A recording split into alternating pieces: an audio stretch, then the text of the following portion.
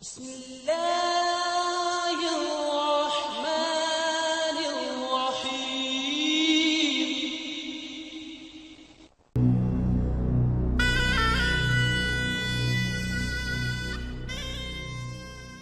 السلام علیکم ورحمۃ اللہ وبرکاتہ۔ محترم ناظرین، ہم آپ کے سامنے مختلف قسم کی معلوماتی ویڈیوز لے کر پیش ہوتے رہتے ہیں۔ آج ہم آپ کے سامنے ایک ایسی ویڈیوز کی سیریز پیش کریں گے جس میں حضرت مسیح موعود علیہ الصلوۃ والسلام کے ذریعے جو کسر صلیب کا کام کیا گیا ہے، یعنی مسیحیوں کرسچنز کے جو جھوٹے اور باطل عقائد ہیں وہ پیش کیے گئے ہیں، اور ان کا ساتھ رد بھی پیش کیا گیا ہے۔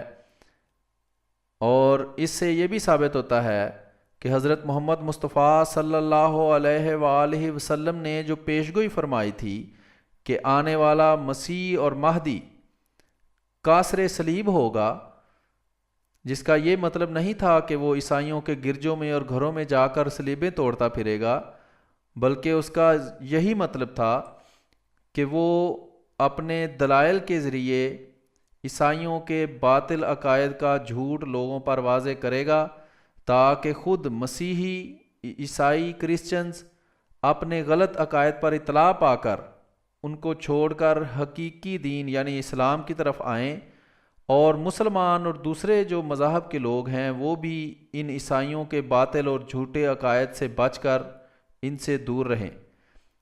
اس ویڈیوز کی سیریز کے 18 حصے ہیں، جو ہم تقریباً ہر ویڈیو آدھے گھنٹے کی ہوگی، اور یہ چھوٹا سا تعارف ہر ویڈیو کے پہلے ہوگا، اس کے بعد ہم یہ ویڈیو پیش کریں گے۔ تو آئیے اس ویڈیو کو سنتے ہیں۔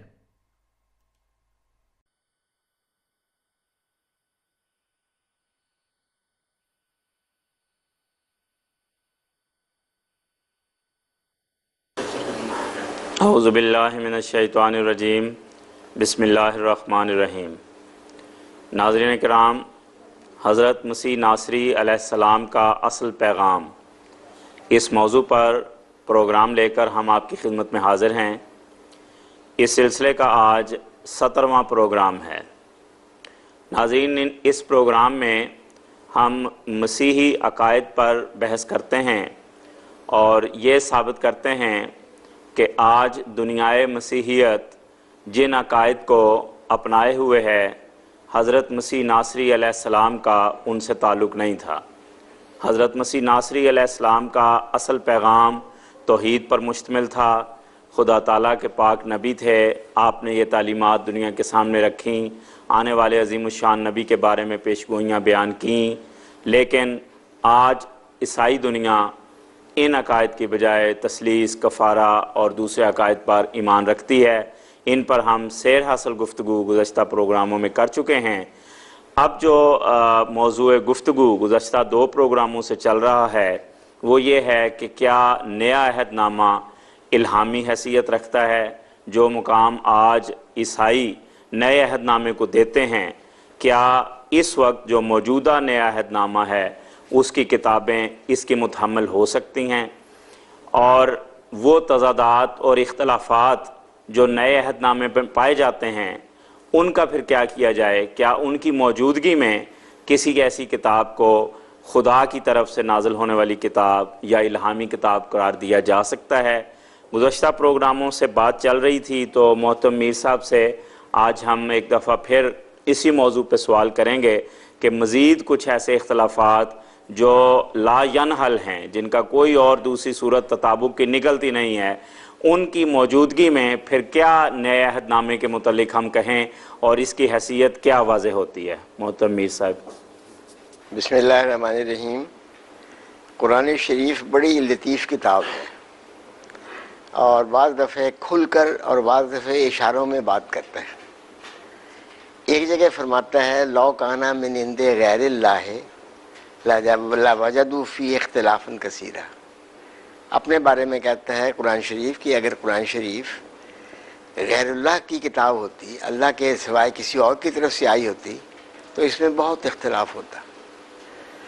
اب اس میں صرف قرآن شریف نے اپنی صداقت کا ثبوت نہیں دیا، بلکہ ان سب کتابوں کو اور ان کتابوں کے ماننے والوں کو مخاطب کیا ہے کہ دیکھو، تم اپنی کتابوں کو دیکھو اور یہ دیکھو کہ ان میں کوئی اختلاف تو نہیں آپس میں۔ اگر قرآن شریف بھی جس کو ہم سب الہامی کتاب مانتے ہیں خدا کی طرف سے نہ ہوتا تو اس میں اختلاف ہوتا۔ اس لیے جو کتاب بھی الہامی ہونے کا دعویٰ کرتی ہے اور یہ کہتی ہے کہ یہ کتاب خدا، یہ اور اس کے ماننے والے یہ کہتے ہیں کہ یہ کتاب خدا کی طرف سے نازل ہوئی ہے، مگر اس میں اختلاف پایا جاتا ہو تو لازماً ماننا پڑے گا کہ یہ خدا کی کتاب نہیں ہے۔ تو قرآن شریف نے اس طرح انڈائریکٹلی اشارہ کیا ہے تمام دنیا کے مذاہب کو عموماً، مذاہب کے ماننے والوں کو عموماً، اور نئے عہد نامے اور پرانے عہد نامے والے ماننے والوں کو خصوصاً، کہ اگر تم جو یہ دعویٰ کرتے ہو کہ ہماری یہ کتابیں ورڈ آف گاڈ ہیں، الہامی کتاب ہیں، بڑا دعویٰ کیا جاتا ہے، لاکھوں لاکھ کروڑوں کروڑ کی تعداد میں چھپتی ہے۔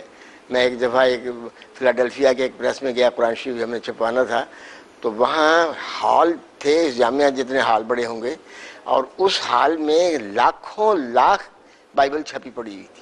میں حیران رہ گیا کہ وہ کتاب جو سراسر بات بات میں اختلاف کرتی ہے۔ میں نے بار بار کتاب نیا عہد نامہ پڑھا ہے، مسیح علیہ السلام کے متعلق کوئی بات بھی نہیں جس کے بارے میں ان کتاب میں آپس میں اختلاف نہ ہو۔ ان کی پیدائش کا ذکر ہو، ان کے وطن کا ذکر ہو، ان کی تعلیمات کا ذکر ہو، ان کے سفروں کا ذکر ہو، ان کے حواریوں کا ذکر ہو، ان کی وفات کا ذکر ہو، وفات کے بعد، مظلومہ وفات کے بعد چلنے پھرنے کا ذکر ہو، ان کے آسمان پر جانے یا نہ جانے کا ذکر ہو۔ ایک بات بھی ایسی نہیں جس میں اس کتاب میں اختلاف نہ ہو۔ تو قرآن شریف نے کہا تھا لَوَجَدُوا فِيهِ اخْتِلَافًا كَثِيرًا۔ اب یہ جو آپ نے پوچھا ہے، اس کے متعلق آج ہم 2-3 باتیں دیکھتے ہیں، پھر اس پروگرام کو پلٹ کر نیا پوائنٹ لیں گے، نیا پوائنٹ شروع کریں گے۔ اس کتاب میں مسیح علیہ السلام نے کی ایک بحث کا ذکر ہے، جو بحث انہوں نے اپنے مخالفین یہودیوں سے کی تھی۔ پہلے تو میں وہ بحث آپ کو سنا دیتا ہوں، ذرا توجہ سے سنیں، اور مسیحی بھائیوں سے میں کہتا ہوں کہ آپ دیانتداری کے ساتھ اس کے عبارت کو پڑھ کر پھر میری بات کا جواب دیں۔ لکھا ہے متی کے 22 باب کے آخری آیات ہیں یہ۔ اور جب فریسی جمع ہوئے تو یسوع نے ان سے یہ پوچھا کہ تم مسیح کے حق میں کیا کہتے ہو؟ وہ کس کا بیٹا ہے؟ سوال مسیح کا یہ تھا فریسیوں سے کہ آپ کے رائے میں مسیح کس کا بیٹا ہے؟ پیشگوئیوں کی روح سے، پرانے عہد نامے کی روح سے، آپ کی الہامی کتاب کی روح سے وہ کس کا بیٹا قرار پاتا ہے؟ انہوں نے اس سے کہا داؤد کا۔ اب توجہ سے سنیں، فریسی کہتے ہیں کہ آنے والے مسیح نے داؤد کا بیٹا ہونا ہے، داؤد کی نسل سے ہونا ہے۔ اس نے ان سے کہا بس داؤد روح کی ہدایت سے، اللہ تعالیٰ کی فرشتوں کی ہدایت سے، روح القدس کی ہدایت سے کیوں کر اسے خداوند کہتا ہے؟ ایک بیٹا کس طرح اپنے باپ کو کہہ سکتا ہے خداوند کا لفظ؟ خداوند کا لفظ اگر اس نے استعمال کیا ہے، مسیح کی دلیل یہ ہے کہ مسیح نے اگر حضرت داؤد کے لیے خداوند کا لفظ استعمال کیا ہے تو لازماً اس کا درجہ بڑا ہے۔ حضرت داؤد نے مسیح کے لیے، حضرت داؤد نے اگر مسیح کے لیے خداوند کا لفظ استعمال کیا ہے تو لازماً مسیح کا درجہ بڑا ہے، اور وہ داؤد کا بیٹا نہیں ہو سکتا۔ یہ ان کی دلیل ہے۔ دلیل آپ مانیں یا نہ مانیں، لیکن بہرحال مسیح نے یہ دلیل دی ہے۔ اس نے ان سے کہا پس داؤد روح کی ہدایت سے کیوں کر اسے خداوند کہتا ہے؟ خداوند نے میرے خداوند سے کہا میری داہنی طرف بیٹھ جب تک کہ میں تیرے دشمنوں کو کر دوں۔ پس جب داؤد اس کو خداوند کہتا ہے تو وہ اس کا بیٹا کیوں کر ٹھہرا؟ اور کوئی اس کے جواب میں ایک حرف نہ کہہ سکا۔ اب مسیح کا یہاں استنباط یہ ہے کہ پرانے عہد نامے میں حضرت داؤد علیہ السلام نے جو آنے والے مسیح کے لیے الفاظ استعمال کیے ہیں اس سے یہ ثابت ہوتا ہے کہ وہ داؤد کی نسل سے نہیں ہوں گے، داؤد کا بیٹا نہیں ہوں گے۔ یہ استنباط ان کا ہے، یہ ایک الگ بات ہے کہ استنباط ہوتا ہے یا نہیں ہوتا، یہ ہم اس بحث میں نہیں پڑھتے۔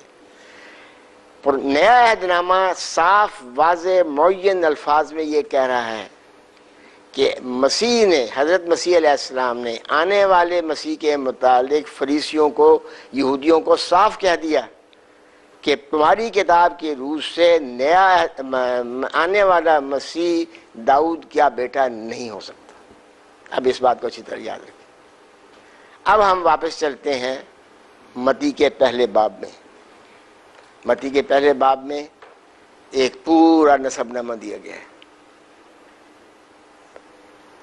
حضرت داؤد کا بیٹا فلاں تھا، ان کا بیٹا فلاں تھا، ان کا بیٹا فلاں تھا، ان کا بیٹا فلاں تھا، ان کا بیٹا فلاں تھا، اور ان کا بیٹا یوسف تھا جو اس مریم کا شوہر تھا جس کے بطن سے مسیح پیدا ہوا۔ یہ کیوں دیا گیا؟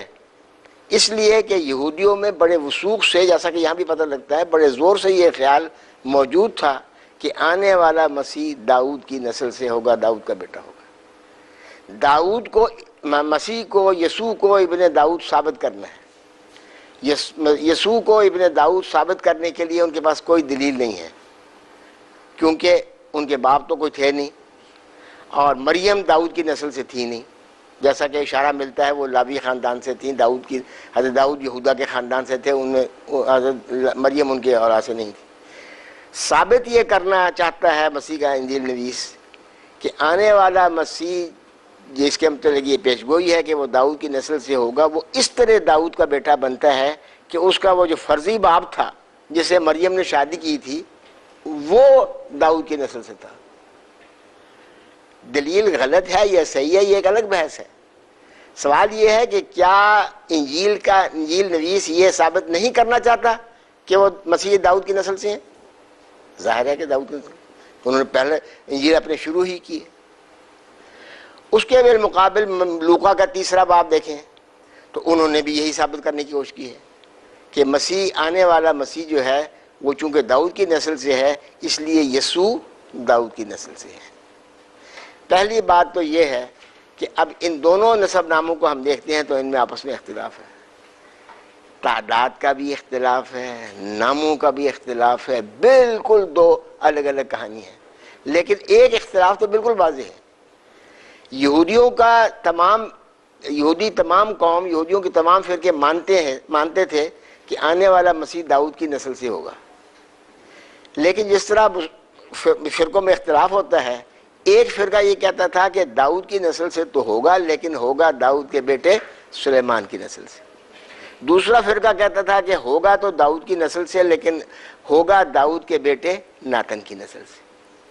جو نسب نامہ مسیح نے انجیل نے بنایا ہے، متی نے بنایا ہے، اس میں داؤد کی نسل، یسوع کو داؤد کے بیٹے سلیمان کی نسل سے قرار دیا گیا ہے، اور جو نسب نامہ لوقا نے بنایا ہے اس نے داؤد کے بیٹے ناتن کی نسل سے قرار دیا ہے۔ تو یہ ثابت کرنے کے لیے کہ مسیح داؤد کی نسل سے ہیں، دونوں غلط کہہ رہے ہیں، نعوذ باللہ دونوں غلط بیانی کر رہے ہیں، کیونکہ آپس میں ٹکرا رہے ہیں۔ مسیح داؤد کی نسل سے تھا سلیمان کی اولاد ذریعے یا ناتن کے ذریعے، یہ آپس میں اختلاف۔ پھر دونوں نسب ناموں کا پرانے عہد نامے سے اختلاف ہے۔ ایک پرانا عہد نامہ کچھ نام اور بتاتا ہے، یہ کچھ نام اور بناتے ہیں، ان کا آپس میں بھی اختلاف ہے، پرانے عہد نامے سے بھی اختلاف ہے۔ بڑی کوشش کی ان دونوں انجیل نویسوں نے کسی طرح مسیح کو داؤد کی نسل ثابت کر دیں، کیونکہ اگلے جو کہتے ہیں وہ داؤد کی نسل سے کہاں، صاف کہتے تھے کہ جی وہ صاف لکھا ہے کہ وہ داؤد کی نسل سے ہوگا، اور یہ تم کہتے ہو ناصرہ سے آ گیا داؤد کی نسل سے، یہ ہے نہیں، یہ کس طرح ہو گیا؟ یوحنا کی انجیل میں یہ صاف لکھا۔ لیکن مسیح علیہ السلام بیچاروں کی، دونوں انجیل نویسوں کی پوری کوشش کو نہ کرتے ہیں۔ وہ کہتے ہیں جب داؤد اس کو خداوند کہتا ہے تو اس کا بیٹا کیوں کہ ٹھہرا؟ اب آپ مجھے بتائیے، ایک کتاب کا ایک کتاب کا ایک حصہ کہتا ہے کہ مسیح داؤد کی نسل سے تھا مگر سلیمان کا بیٹا تھا، ایک کہتا ہے کہ داؤد کی نسل سے تھا مگر ناتن کا بیٹا تھا۔ مسیح خود کیا کہتے ہیں؟ وہ تو داؤد کی نسل سے ہو ہی نہیں سکتا، تو پرانے عہد نامے کے خلاف ہے۔ داؤد تو خود اس کو خداوند کہہ رہا ہے، خداوند کہتے ہوئے وہ اس کا باپ کس طرح ہو سکتا ہے؟ دلیل بھی ایسی کچی پکی ہی ہے، مگر خیر ہمیں اس سے غرض نہیں۔ ہم یہ کہتے ہیں کہ نئے عہد نامہ کے ان تینوں کتابوں میں ایسا اختلاف ہے، ایسا تضاد ہے جو تم حل نہیں کر سکتے۔ متی کا انجیل نویس کا اس کا اور ہے، کا نسب نامہ اور ہے، مختلف ہے لوکا کے نسب نامے سے۔ لوکا کا نسب نامہ متی کے نسب نامے سے بھی مختلف ہے اور پرانے عہد نامے سے بھی مختلف ہے، جس کو تم الہامی کتاب کہتے ہو۔ اور پھر مسیح تمہاری ان ساری کوششوں پر کو ملیا میٹ کر دیتا ہے یہ کہہ کر کہ مسیح داؤد کی نسل سے نہیں ہو سکتا۔ وہ اس زمانے کے یہودی ان سے زیادہ کوئی سمجھدار تھے، اور کوئی اس کے جواب میں ایک حرف نہ کہہ سکا، اور نہ اس دن سے پھر کسی نے اس سے سوال کرنے کی جرات کی۔ لیکن بعد میں انجیل نویسوں نے مسیح علیہ السلام کو داؤد کا بیٹا قرار دیا مسیح کے اس قول کے خلاف۔ اب اس کتاب میں یہ اختلاف ہے۔ قرآن شریف کہتا ہے لو کان من عند غیر اللہ لوجدوا فیہ اختلافا کثیرا۔ اگر کوئی کتاب اللہ تعالیٰ کی طرف سے نہیں، الہامی کتاب ہونے کا دعویٰ کرتی ہے، خدا کی طرف سے ہونے کا دعویٰ کرتی ہے، اس کے متبعین اس کے ماننے والے اس کو خدا کی کتاب قرار دیتے ہیں، تو اس میں ضرور اختلاف ہو۔ کوئی کتاب آپ نکال کر دیکھ لیں، وید کو جو لوگ کہتے ہیں، پنڈت جان کہتا ہے یہ الہامی کتاب ہے، بڑی بڑی اختلافات سے۔ آخری وید جو ہے وہ چوتھا انجیل پر نام سے بھول جاتا ہے، تو وہ بالکل مختلف ہے دوسری ویدوں سے۔ تو کنٹرڈکشن جو ہے، تضاد جو ہے اس کتاب کا، یہ بتا رہا ہے کہ یہ خدا کا کلام نہیں ہو سکتا۔ پھر ایک اور بات ہے کہ اس بات کو کتنا وقت لگ گیا، اس بات کو محسوس کیا ہے عیسائیوں نے بھی، بڑے بڑے عیسائیوں نے۔ میں نے تو کوئی بھی تفسیر ان کی نہیں دیکھی بڑے ہم عیسائی کی، جس نے اشارتاً اس بات کو قبول نہ کر لیا ہو کہ یہ کتاب جو ہے آپس میں اختلافات پائے جاتے ہیں۔ لیکن جو اس کے مخطوطات ہیں جن سے یہ کتاب مرتب کی جاتی ہے، ہمارے سامنے چھاپ کو سمجھتے ہیں، ہم سمجھتے ہیں یہ بائبل باقاعدہ الہامی کتاب ہے قرآن شریف کی طرح۔ یہ کتاب مرتب کی جاتی ہے مختلف مخطوطات سے جو ہزاروں کی تعداد میں ہیں۔ کم از کم 5000 مخطوطات پریس کے سے پہلے اس کے موجود پائے جاتے ہیں، مسودات جس کو کہتے ہیں یا مخطوطات کہتے ہیں، مینوسکرپٹس جس کو انگریزی میں کہتے ہیں۔ اب اس کے متعلق ایک حوالہ سن لیں بڑا واضح طور پر۔ 2 مخطوطے ہیں بڑے زبردست، بڑے اعلیٰ سمجھے جاتے ہیں۔ یہ خیال کیا جاتا ہے کہ ان کی عبارت جو ہے یہ اصل لکھنے والوں کے قریب ترین گئی ہے۔ ایک ان میں سے کہلاتا ہے کوڈیکس سینائٹیکس اور ایک کہلاتا ہے کوڈس واٹیکینس۔ کوڈس سینائٹیکس جو ہے وہ ایک طور پہاڑ کے اوپر ایک خانقاہ ہے، ابھی بھی موجود ہے، کیتھرائن خانقاہ۔ ایک دلچسپ بات یہ ہے کہ وہاں کے جو راہب ہیں وہ کہتے ہیں کہ ہمارے پاس رسول کریم صلی اللہ علیہ وسلم کا بھی خط ہے۔ اللہ عالم، ہو سکتا ہے حضرت عمر کے زمانے میں وہ علاقہ فتح ہوا تو ہو سکتا ہے حضرت عمر نے ان کو کوئی خط دیا ہو جس میں ان کو امان دی گئی ہے، تو وہ انگوٹھی جو لگائی ہوگی اس کے اوپر مہر، وہ حضور صلی اللہ علیہ وسلم کی مہر حضرت عمر کے پاس تھی، وہ لگائی ہوگی، اس لیے وہ کہتے ہیں واللہ عالم، کس لیے وجہ سے کہتے ہیں، یہ بہرحال یہ تو ایک ضمنی بات آ گئی تو میں نے بیان کر دی۔ تو کوڈیکس سینائٹیکس، وہاں سے یہ ایک مسودہ موجود تھا، وہاں سے ایک جرمن تھا، یہ روسی تھا، ٹشنجارف، وہ لے گیا وہاں سے۔ آج کل یہ برٹش میوزیم میں ہے، میں نے بھی دیکھا ہے۔ دوسرا مسودہ ہے کوڈیکس واٹیکینس، یہ ویٹیکن جو پوپ کی لائبریری ہے وہاں پر ہے، بڑا ہوا تھا اندر، لیکن پتہ نہیں لگتا تھا علماء کو جو باہر تھے کہ اس میں کیا لکھا ہوا ہے۔ تو جب نیپولین نے قبضہ کیا تو وہ اس نے اپنے شان کے لیے، بادشاہوں کو شوق ہوتا ہے نا، تو اس نے وہ مسودہ بھی اپنے ساتھ لے آیا باہر، اور دنیا کو پتہ لگ گیا کہ اس کے اندر کیا لکھا ہے، پھر اب واپس چلا گیا ہے۔ یہ مسودات دونوں آپس میں کافی ملتے جلتے ہیں، تو ایک آدمی کو خیال آیا کہ ہو سکتا ہے کہ یہ ایک دوسرے کی جس کو قریبی نقل کہتے ہیں نا، یعنی مثلا کوڈکس واٹیکانس کسی نے ہم نے رکھا ہے اور کوڈکس سینائٹیکس تیار کیا ہے، یا کوڈکس سینائٹیکس کسی نے سامنے رکھا ہے اور کوڈکس واٹیکانس تیار کیا ہے، یہ اس کا خیال کیا۔ اس بات کا جائزہ لینے کے لیے دونوں مسودات کا تقابل کیا گیا ہے۔ اب سنیں، دو مسودات جو بڑے قریب ہیں، جو بڑے ملتے جلتے ہیں، جس کے متعلق یہ خیال ہے کہ وہ ایک دوسرے کی نقل ہو سکتے ہیں، اس کے متعلق عیسائی پادری اور عیسائی مصنفین مفسرین کیا کہتے ہیں۔ یہ جو حوالہ میں پڑھوں گا یہ ڈاکٹر J.O.F. مرے کا ہے۔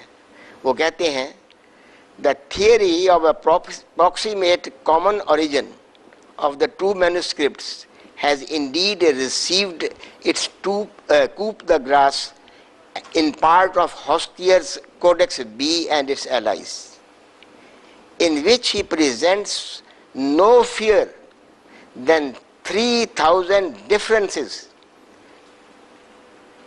He presents no fewer than 3,000 differences between Codex Sinaiticus and Codex Vaticanus in the four Gospels, with the evidence supporting each side.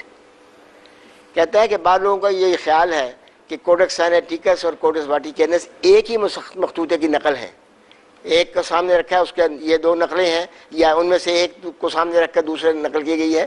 یہ نظریہ ہاسکیئر نے غلط ثابت کیا۔ جب اس نے تقابل کیا تو دیکھا کہ صرف اناجیل کے چار اناجیل کے حصے میں، خطوط والا حصہ بھی لمبا اور اس کے علاوہ ہے، اعمال کی کتاب ہے، اس کے علاوہ ہے، صرف اناجیل کے 4 اناجیل میں سے ان دونوں مخطوطات میں جو آپس میں بہت قریب ہیں، جو بہت ملتے جلتے ہیں، 3000 اختلافات ہیں۔ لیکن صرف 3000 اختلافات نہیں، ایسے 3000 اختلافات جن کی دوسرے مخطوطات سے تائید ہوتی ہو۔ کوڈکس سائنائٹیکس نے ایک بات لکھی ہے، بعض مخطوطات اس کی تائید کرتے ہیں۔ کوڈکس واٹیکانس نے ایک بات لکھی ہے، دوسرے مخطوطات اس کی تائید کرتے ہیں۔ تو دو مخطوطات جو بڑے بنیادی سمجھے جاتے ہیں، اور یہ سمجھا جاتا ہے کہ اگر کوڈکس سائنائٹیکس اور ویٹیکانس کسی پر متفق ہیں تو گویا یہ ہم اصل کے قریب پہنچ گئے ہیں۔ ان دو مخطوطات میں بھی صرف 4 اناجیل میں 3000 اختلافات ہیں۔ تو قرآن شریف نے یہی تو کہا تھا لَوَجَدُوا فِيهِ اختلافًا كَثِيرًا۔ باقی ہر بات میں اختلاف ہے۔ ایک مثال، اب وقت تھوڑا ہے، میں ایک مثال کے طور پر بتا دیتا ہوں کہ مسیح علیہ السلام کے بچپن کے متعلق یہ لکھا ہے۔ ایک انجیل کہتی ہے کہ پیدا ہوئے ان کے والدین، اور پھر ان کو والدین ان کے خوف کے ڈر سے، ہیرودیس کے خوف سے مصر لے گئے۔ دوسری انجیل کہتی ہے نہیں، پیدا ہوئے اور آرام سے واپس اپنے وطن آ گئے۔ اب کس کی بات مانی؟ دونوں باتیں بالکل کنٹراڈکٹری ہیں، بالکل متضاد ہیں۔ ایک انجیل کہتی ہے کہ مسیح کا وطن گلیل تھا اور وہاں مسیح بے عزت ہوئے۔ دوسری انجیل کہتی ہے کہ مسیح کا وطن گلیل تھا اور وہاں مسیح کی بڑی عزت ہوئی۔ یہودیہ وطن تھا، یہودیہ میں ذلیل ہوئے، اور گلیل گئے تو گلیل میں بڑے مقبول ہوئے۔ تو اس کتاب کے متعلق آپ کے سامنے کسی عیسائی سے گفتگو ہو، بڑے اطمینان سے آپ یہ کہہ سکتے ہیں کہ مسیح علیہ السلام کے حالات زندگی کے بارے میں، ان کا بچپن کا پیدائش کا واقعات ہوں، ان کے بچپن کا زمانہ ہو، ان کی جوانی کا زمانہ ہو، ان کی تعلیم کا زمانہ ہو، ان کے حواریوں کا ذکر ہو، ان کے معجزات کا ذکر ہو، ان کے وفات کا ذکر ہو، کوئی بات بھی نہیں، ان کے آسمان پر جانے یا نہ جانے کا ذکر ہو، کوئی بات بھی نہیں جس میں تضاد نہ پایا جاتا ہو۔ پھر اس کتاب کو کہا جاتا ہے ورڈ آف گاڈ، خدا کا کلام۔ اللہ رحم کرے۔ جزاکم اللہ احسن الجزا۔ ناظرین کرام، یہ پروگرام آپ نے بھی سماعت فرمایا، ہم نے بھی سنا۔ تو جس طرح محترم میر صاحب نے فرمایا کہ ہر اہم بات جو حضرت مسیح کے بارے میں بیان کی گئی ہے اس میں اختلاف ہے، تو اس کتاب کو تو ہرگز خدا کا کلام نہیں کہا جا سکتا۔ لوگوں نے اپنی مرضی سے یہ کتابیں لکھیں اور لکھنے والوں کے تو وہم میں بھی نہیں ہوگا کہ آئندہ ان کو الہامی بنا لیا جائے گا، لیکن بعد میں عیسائیوں نے ان کو الہامی قرار دیا۔ حضرت مسیح موعود علیہ السلام کا ایک چھوٹا سا اقتباس آخر میں برکت کے لیے پیش کر دیتا ہوں۔ حضور فرماتے ہیں، اب چونکہ عیسائیوں کو یہ سخت مصیبت پیش آئی کہ کوئی عبرانی انجیل موجود نہیں، صرف قریباً 60 انجیلیں یونانی میں ہیں جو باہم متناقض ہیں، جن میں سے یہ 4 چن لی گئیں جو وہ بھی باہم مخالفت رکھتی ہیں، بلکہ ہر ایک انجیل اپنی ذات میں بھی مجموعہ تناقضات ہے۔ ان مشکلات کے لحاظ سے یونانی کو اصل زبان ٹھہرایا گیا ہے، لیکن یہ اس قدر بیہودہ بات ہے کہ اس سے اندازہ ہو سکتا ہے کہ ان پادری صاحبوں نے کس قدر جھوٹ اور جال سازی پر کمر باندھی ہے۔ تریاق القلوب کا یہ حوالہ تھا۔ تو آج محترم میر صاحب آپ کا بھی بہت شکریہ، آپ یہاں تشریف لائے اور اس پروگرام میں جو سامعین کے طور پر شامل تھے، محترم عبد الرحمن صاحب، محمد افضل فہیم صاحب، مکرم نسیم احمد صاحب اور مکرم رانا عمر احمد صاحب، تو تمام حضرات کا بہت شکریہ۔ ناظرین، اسی کے ساتھ اجازت دیں، آئندہ پروگرام میں نیا عنوان لے کر آپ کی خدمت میں حاضر ہوں گے۔